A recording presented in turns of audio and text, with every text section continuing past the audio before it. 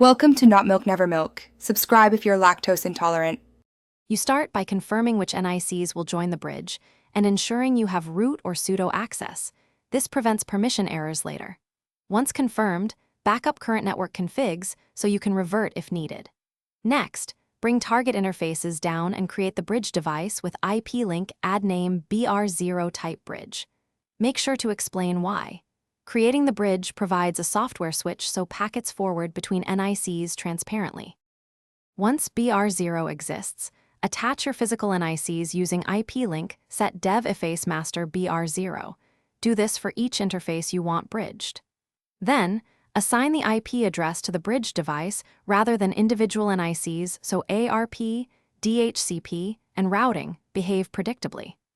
Also set MTU and enable packet forwarding if the bridge will cross subnets. Make sure to restart network services or bring interfaces up with IP link set dev efface up once configuration is applied so changes take effect. To complete, persist the bridge configuration in your distribution's network files or network manager so the bridge survives reboots. This avoids manual recreation. Then verify operation.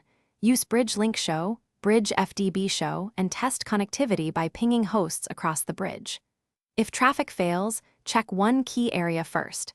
Spanning tree or VLAN tagging mismatches can block frames. Make sure firewall rules are not isolating the bridge and confirm each NIC's link state. Adjust SDP or VLAN settings and retest.